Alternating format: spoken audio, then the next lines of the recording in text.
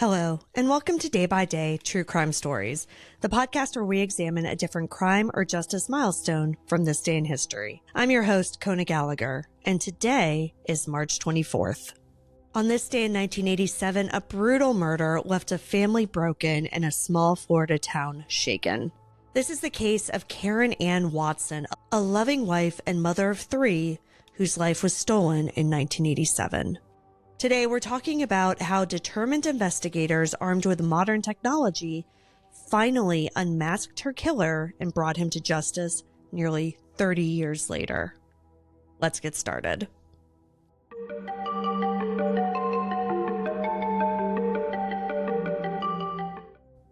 Karen Ann Watson was 41 years old when her life was taken. She lived in Lake Alfred, Florida, with her husband Charles Watson Sr. and their three children, including twin sons who were just about to turn 16 at the time of her murder. She was the heart of her home. She was warm, loving, and devoted to her family. Friends and neighbors knew her as someone who was always there for others and whose kindness left an impact wherever she went. But on March 24th, 1987, that world of warmth and stability was ripped apart in a way that no one could have ever imagined.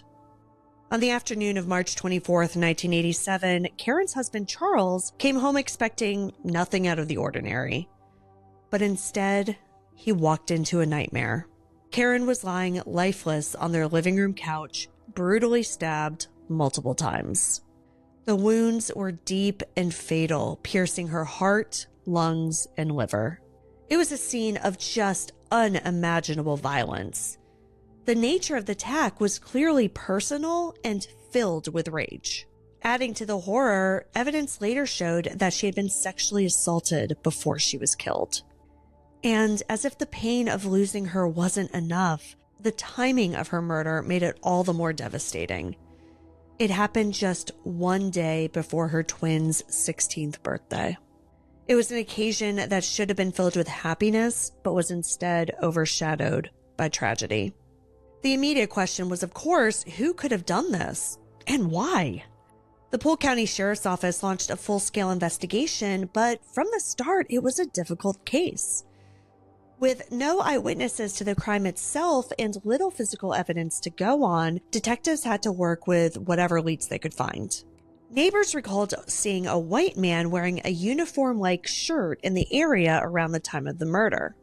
They also remembered spotting a beige over gold car parked near the Watson home during that critical time. And now that wasn't much, but it was something. One of Karen's friends, Carl McCauley, mentioned that she and her husband Carl McCauley knew the Watsons and had been to their home before. At the time, this didn't really seem too significant, but detectives made a note of it. But then they discovered something else. Carl McCauley had worked for Adams Lumber Company, and he hadn't shown up to work on the day of the killing. Employees of the company also wore blue uniform shirts matching the description given by witnesses. And, as it turned out, Carl also drove a beige over gold Chevy Nova, just like the one seen near the Watson home. Now listen, this was all suspicious, but unfortunately, it just wasn't enough. There was no way to place Carl at the Watson home at the time of the murder. And without more solid evidence, the case went cold. For decades, Karen's family was left without answers. Karen's case sat among the unsolved, waiting for something, anything that could crack it wide open. And in 2014, that something finally arrived.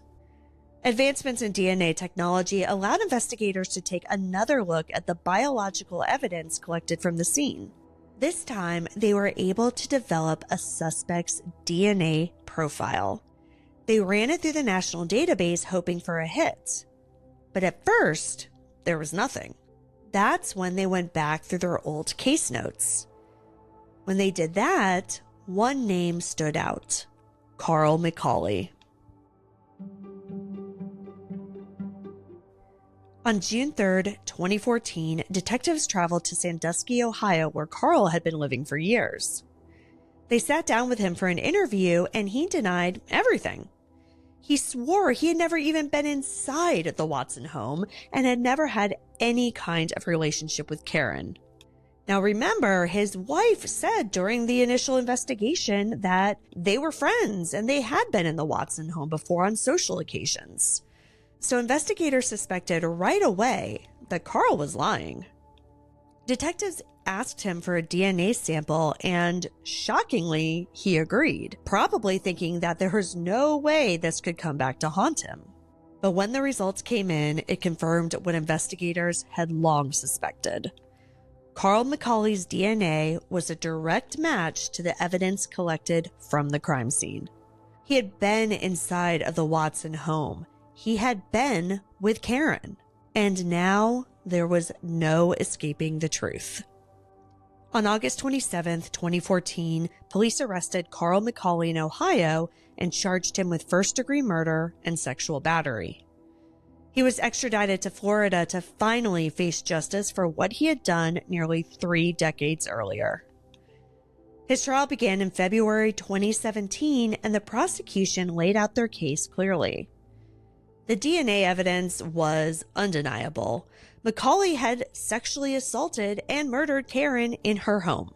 The timeline placed him at the scene, and his own words during the interrogation contradicted the forensic evidence.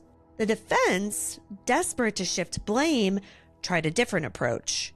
They pointed the finger at Karen's husband, Charles Watson Sr., claiming that he had discovered an affair between his wife and McCauley and had killed her in a fit of rage. And that's how they explained away finding his DNA and his initial lies about never having been in the house or having any sort of relationship with Karen. But the prosecution tore this theory apart. Charles had an alibi. He was 20 miles away when Karen was murdered, and DNA had already cleared him. And most importantly, the forensic evidence against Carl proved that he was the one responsible. After just 4 hours of deliberation, the jury reached a verdict. Carl McCauley was found guilty of first-degree murder and sexual battery. He was sentenced to life in prison with no chance of parole. For Karen's family, it was a moment of justice that they had waited 30 years for. For Karen's children, especially her twin sons who had carried the weight of that terrible day for their entire lives, the verdict meant something profound. The man who had taken their mother from them was finally being held accountable. Her case became a testament to the power of forensic science and the dedication of investigators who never gave up. The murder of Karen Ann Watson is proof that no case is ever truly cold, and that persistence in science can bring about long-awaited answers. Thank you for joining me on today's episode of Day by Day True Crime Stories. If this episode moved you, please subscribe, rate, and review this podcast. And be sure to join me tomorrow as we explore another significant event in true crime history. Until then, stay safe and remember that behind every headline is a life worth remembering. Day by Day True Crime Stories is a Little Monster production. Hey, you can do it!